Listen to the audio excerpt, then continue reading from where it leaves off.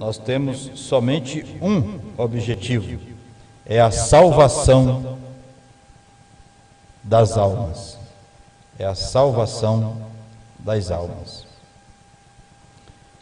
Mesmo assentados, estamos em família, estamos em um momento para termos este momento com Deus, né? Então, podeis ficar assentados mesmo, e nós vamos ler Atos dos Apóstolos, capítulo 17, do 29 ao 34, né? Do 29 ao 32, melhor dizendo. É Atos dos Apóstolos, capítulo 17, verso 29 ao 32.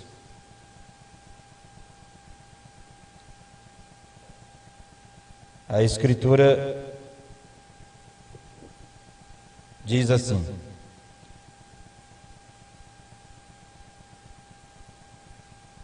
verso 29 que eu falei, né? É isso, correto? É isso mesmo, está marcado ali, 29. Sendo nós, pois, geração de Deus, não havemos de cuidar que a divindade seja semelhante ao ouro, ou à prata, ou à pedra esculpida, por artifício e imaginação dos homens.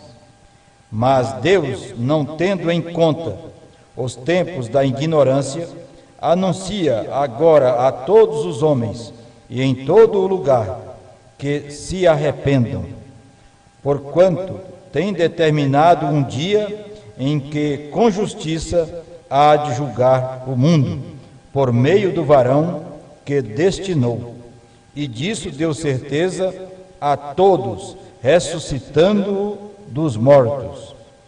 E como ouviram falar da ressurreição dos mortos, uns escarneciam e outros diziam: acerca disso te ouviremos outra vez. Nós vamos ficar dentro destes dois versículos, o 30 e o 31, né? O profeta irmão Branham tem nos ensinado que há muitos empecilhos para chegarmos à salvação. Se a irmã quiser mudar de lugar, pode mudar, irmã, para ficar mais visível aí. Eu sei que está sofrendo atrás da coluna, né? Deus abençoe. Há muitos empecilhos para que o homem possa ser salvo, né? Ele chega mesmo a contar uma experiência própria dele, né? Ele diz aqui na mensagem Demonologia, parágrafo 29, Demonologia expulsando demônios, né? Tem 3 volumes ali. E ele diz: e a única coisa que me privou de ser salvo quando eu tinha 12 anos de idade, porque um espírito pairava sobre mim, o diabo, dizendo: espere um pouco mais de tempo. Essa é a razão porque você não foi salvo quando você entrou na idade da responsabilidade. Um espírito que você pegou com as pessoas e que está pairando sobre você. Você quer fazer certo. Não há um homem que possui sua mente certa que o quer fazer certo, mas há algo que não o deixa fazer certo. Não é correto isto. Isto é o diabo. Isto é o diabo quem faz isto.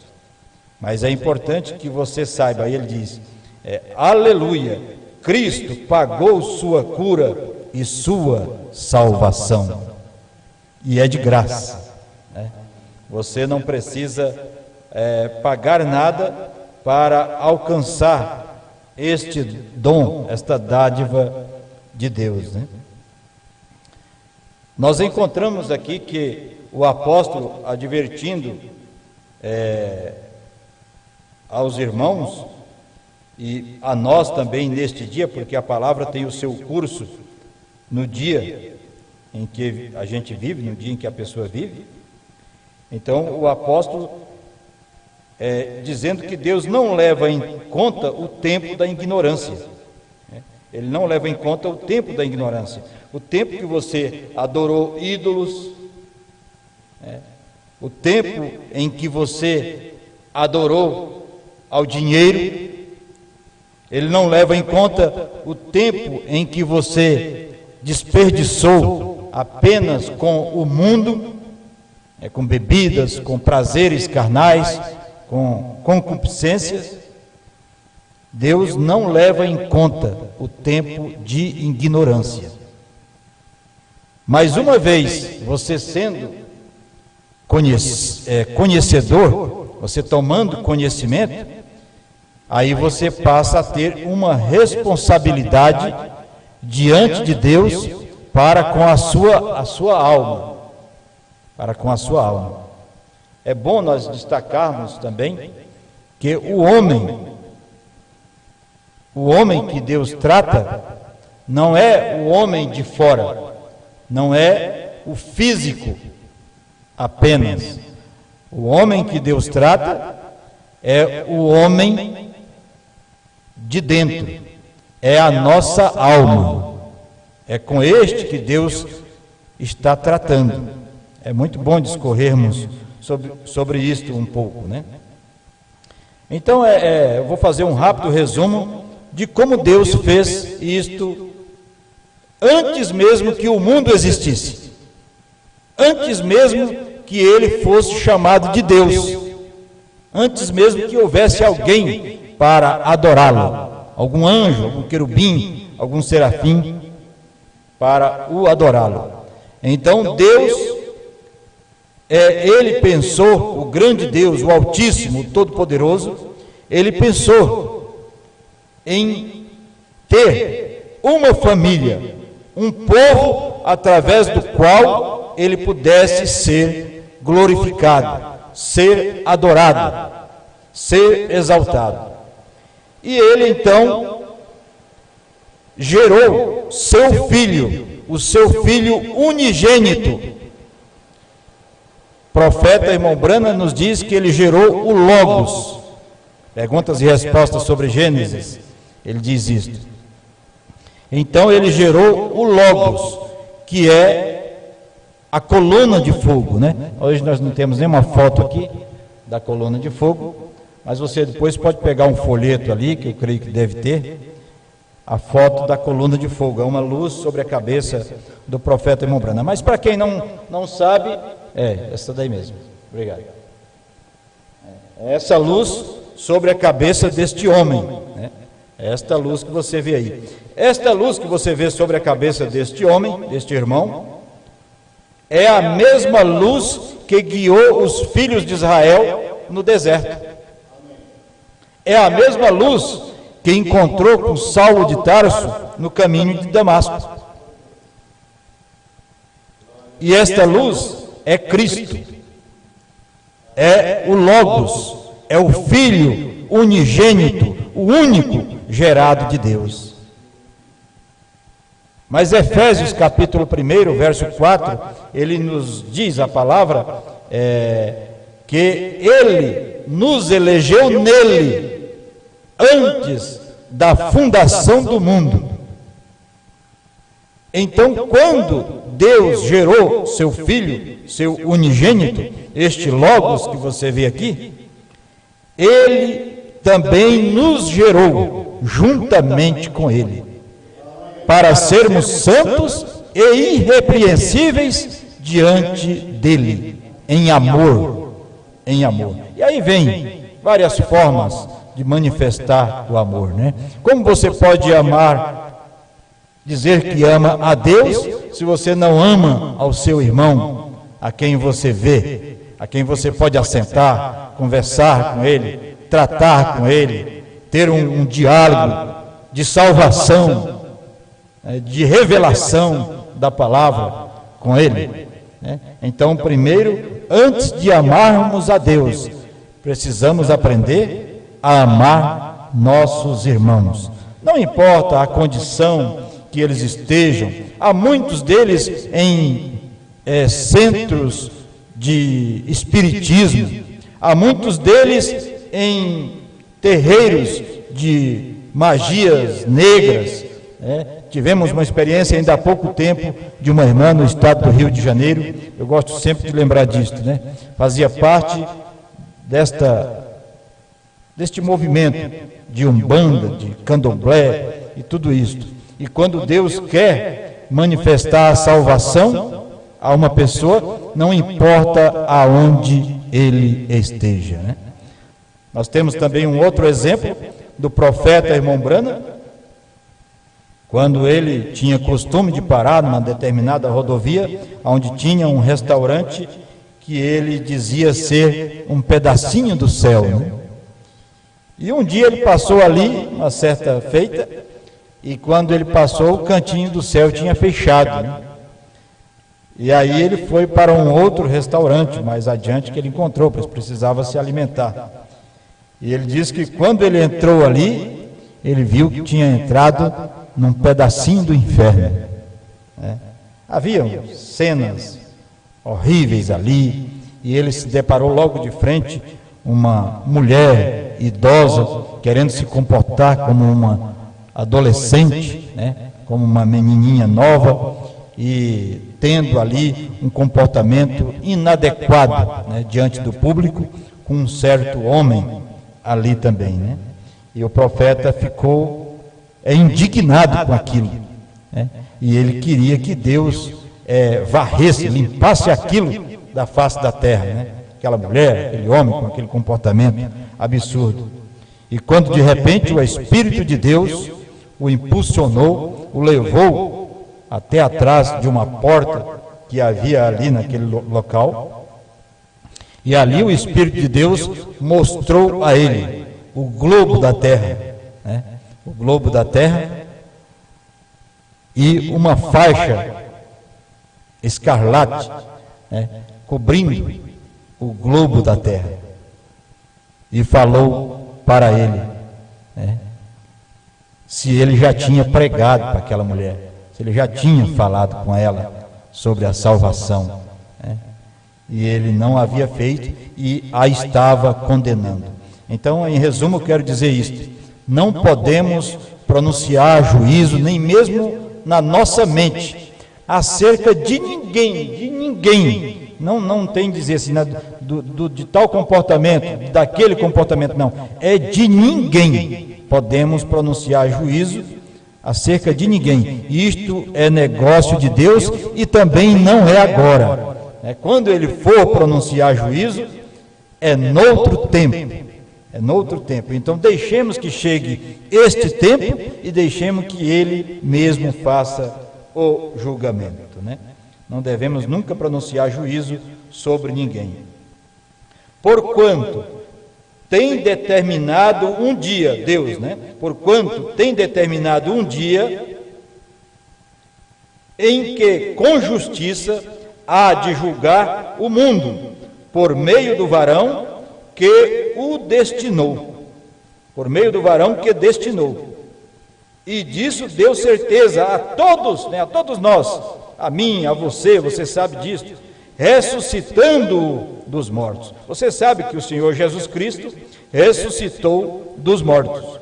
Então esta é a certeza que nós temos, que ele também pronunciará juízo sobre todo ser humano na face da terra. Mas nós temos também uma promessa de Deus, que antes dele pronunciar esse juízo sobre a terra, ele enviaria um escape, um refúgio.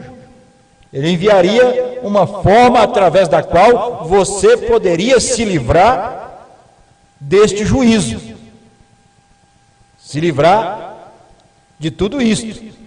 Então ele prometeu em Malaquias capítulo 4, versos 5 e 6, é o último livro do Velho Testamento, os últimos versículos ali.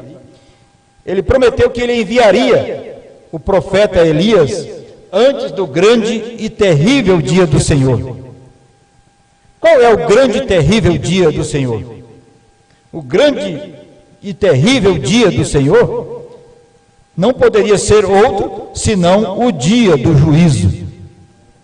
O dia quando a graça terminar, quando a misericórdia não estiver mais a nosso favor. Você já parou para pensar nisso?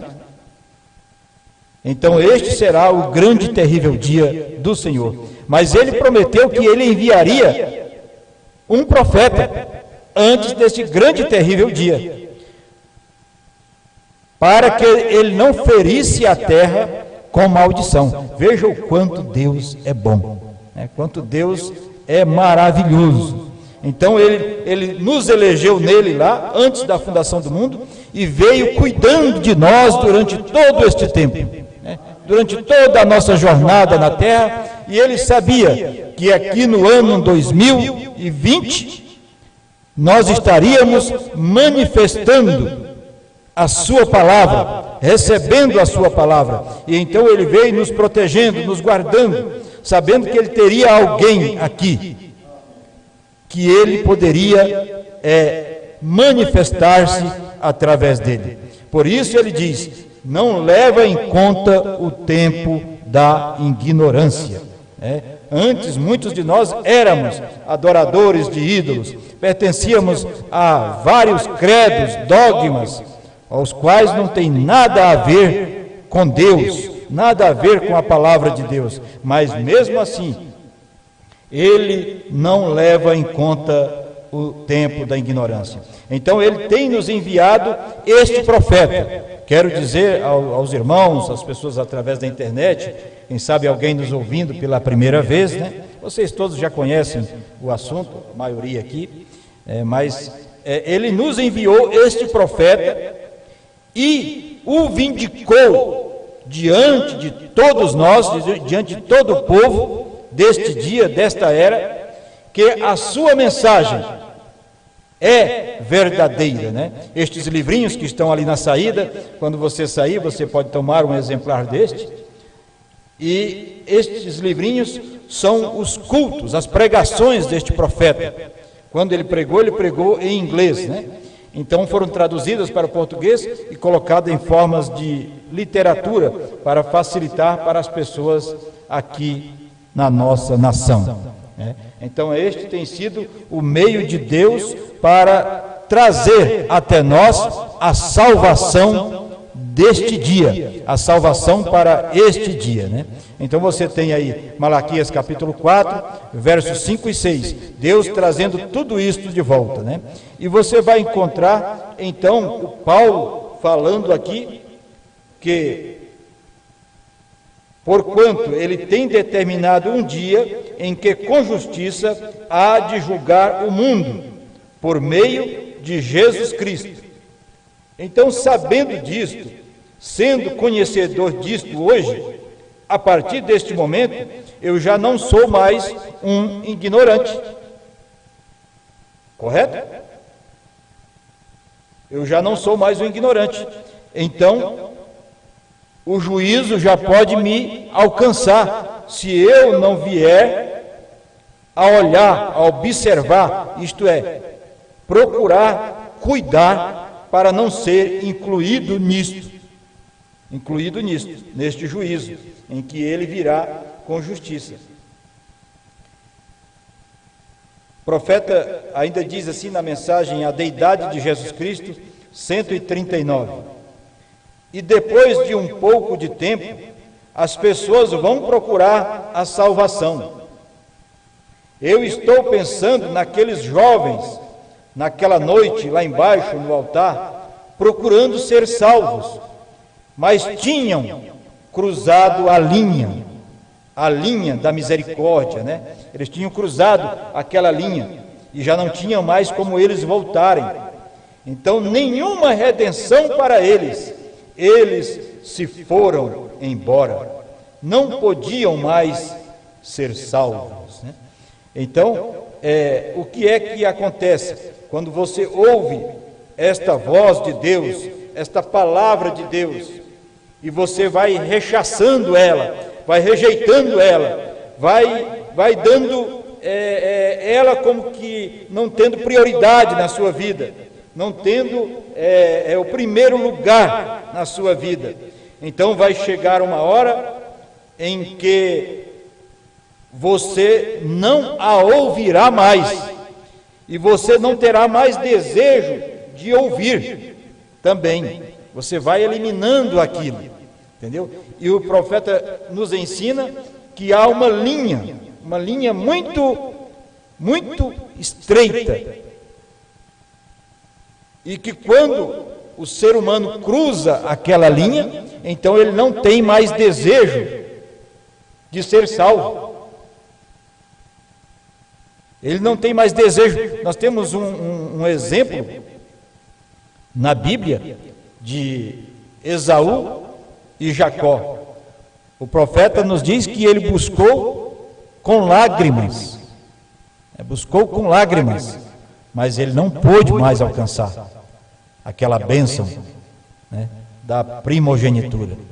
E Deus diz que antes mesmo que os dois nascessem, Jacó e Esaú, ele amou a Jacó e aborreceu Esaú, né?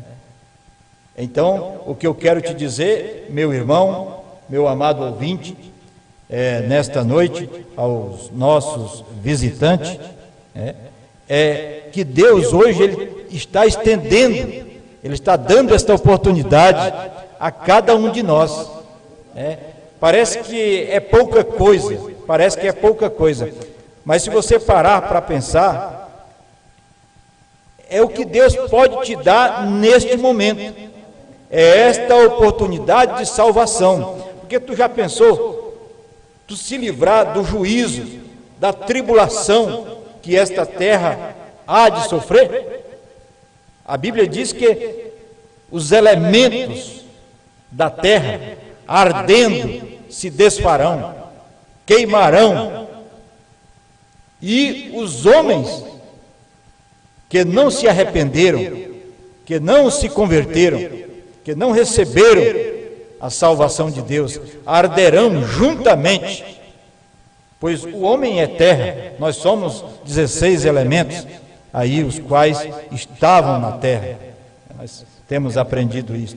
Então, há uma forma de nós escaparmos deste grande e terrível dia, é recebendo a palavra de Deus. E a palavra de Deus para este momento, para esta hora, é esta: Malaquias capítulo 4, versos 5 e 6. É você despertar, é você atender este clamor, este chamado. Não olhar para o seu passado, porque o diabo vai ficar apontando, ele vai ficar mostrando muita coisa, né? E então você tomar uma posição para com esta palavra e andar, procurar, viver, andar em novidade de vida. Andar em novidade de vida é tomar a vida de Cristo, tomar a vida que a palavra nos ensina que um cristão deve ter. Um cristão, além de ele sofrer uma conversão, uma mudança da velha natureza, um cristão ele é educado, ele sabe tratar as pessoas, ele sabe lidar com os seus irmãos, com os quais ele convive aqui nesta terra. Porque nós nunca podemos pensar que não dependemos uns dos outros. Sempre, quanto vivermos aqui nesta terra, vamos depender uns dos outros, né? Hoje eu posso não estar dependendo de um determinado irmão, mas um dia destes eu posso depender.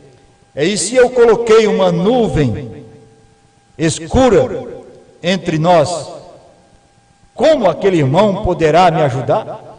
Como aquele irmão poderá interceder por mim? E quem sabe vai ser aquele irmão que vai dar a última palavra, a última chance para mim escapar do juízo final, escapar da grande tribulação. E eu coloquei um bloqueio, uma nuvem escura entre eu e ele. Você já parou para pensar nisso?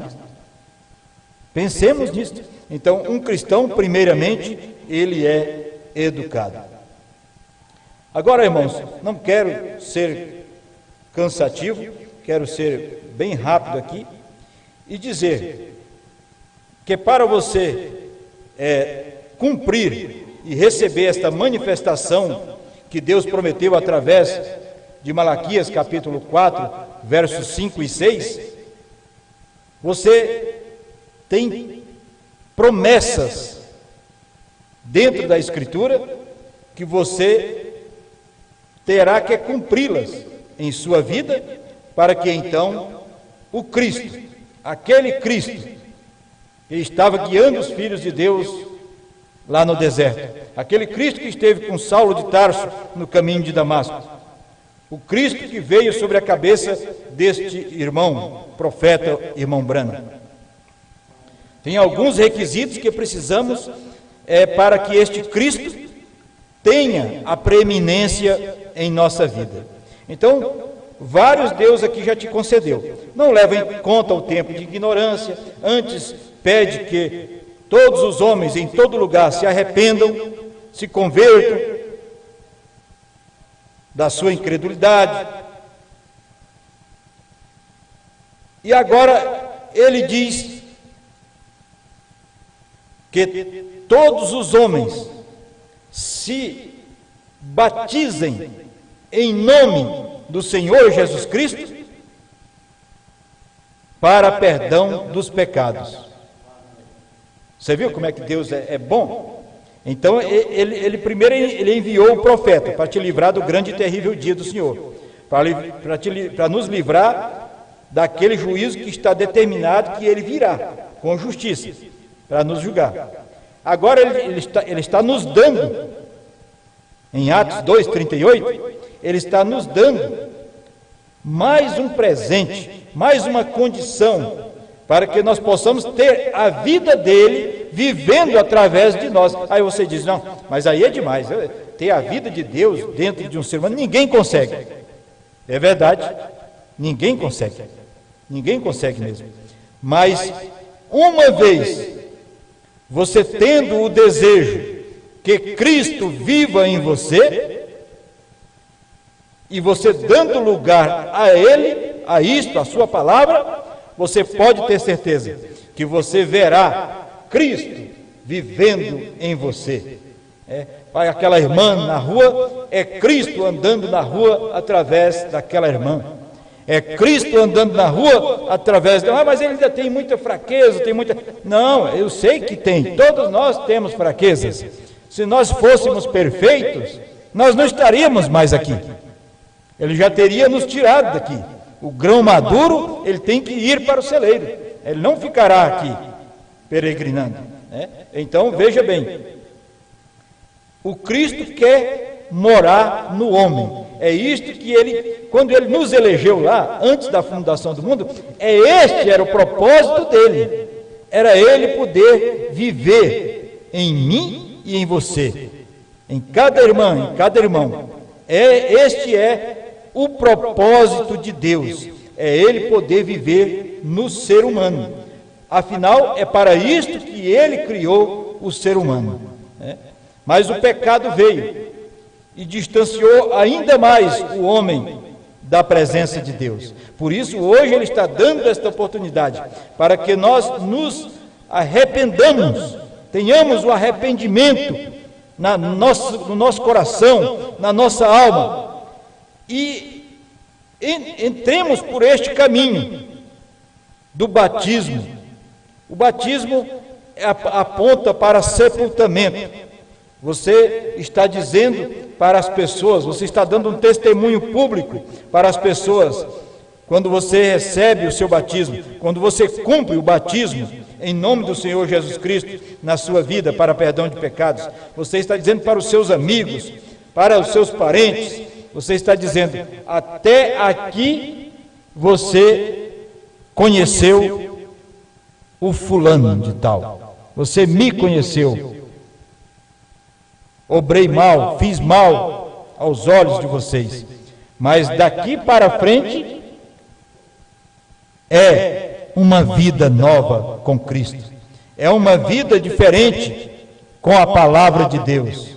Então você vai procurar de todas as formas, porque você deu lugar ao Cristo na tua vida. Então esse mesmo Cristo, a quem você deu lugar, ele vai estar trabalhando na tua alma, procurando de todas as formas te dar condição para você viver, para você vencer a você mesmo, para você passar por cada obstáculo que virá na sua frente.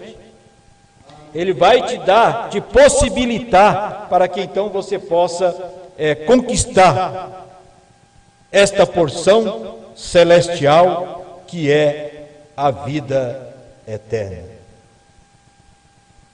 Aqui ainda na mensagem Deus em seu povo, parágrafo 25.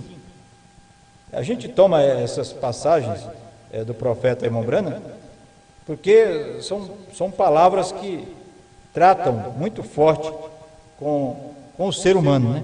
Conosco. E ele diz assim: se eu lhe disser qualquer coisa e Cristo não diz aquilo daquele modo, então você não crê naquilo, não vai engolir aquilo não. Mas se eu lhe digo algo que ele fez, e ele vem e testifica em seguida que ele fez aquilo, então você crê nele. Não é isto suficientemente justo? Agora, o dom não cura a ninguém. O dom não é para a cura. Não. Mas o que o pregador do Evangelho é enviado? Para salvar. Ele não pode salvar a ninguém.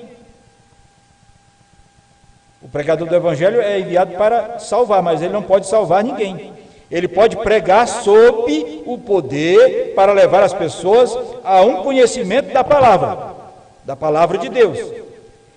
E eles virem fazer suas confissões, e Deus então opera a salvação. Não é isso correto?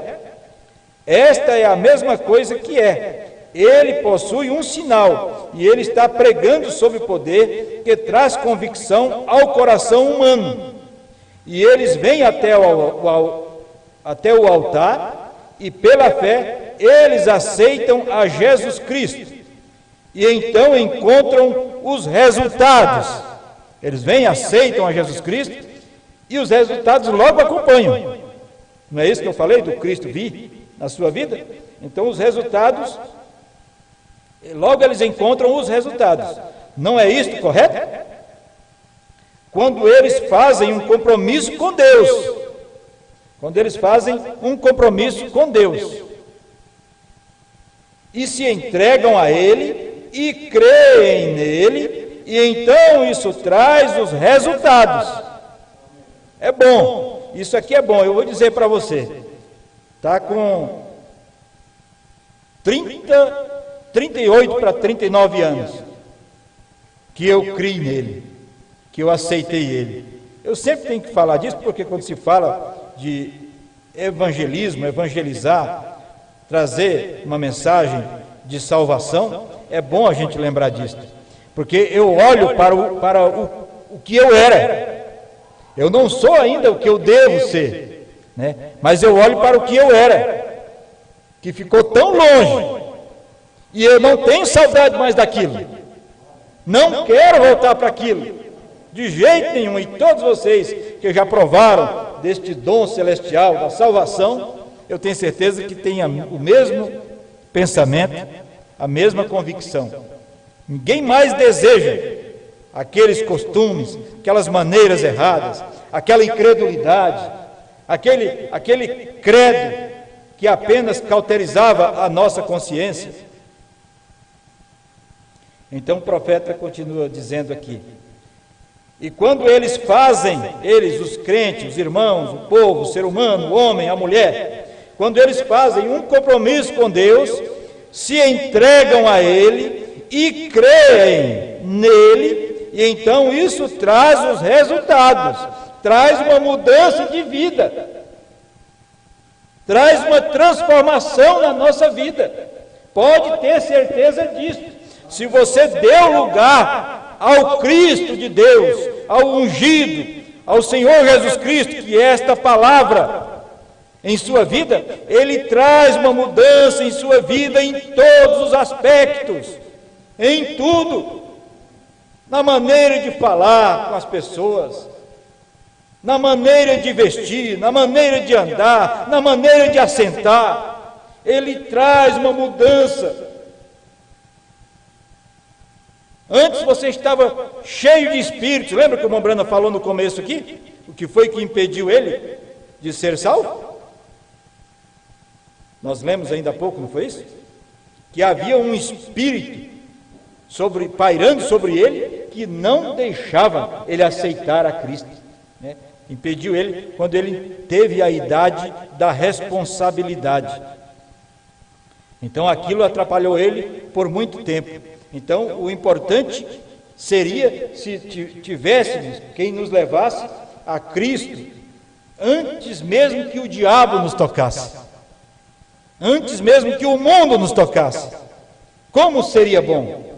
Como seria bom?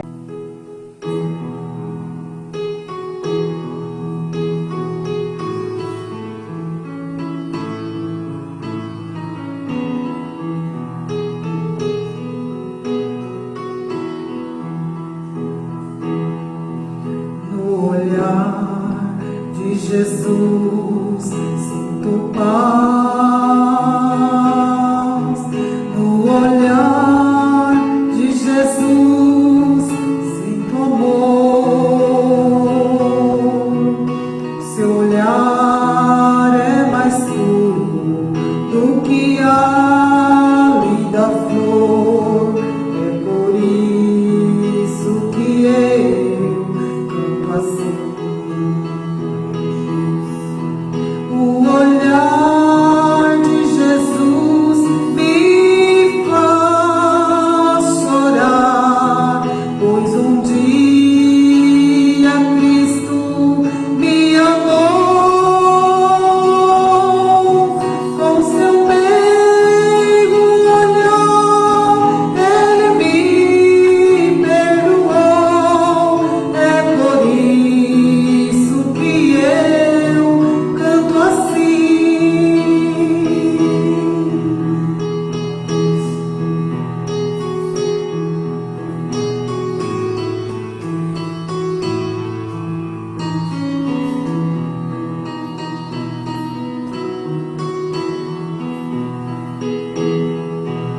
No olhar de Jesus vejo luz. No olhar de Jesus vejo a cruz, onde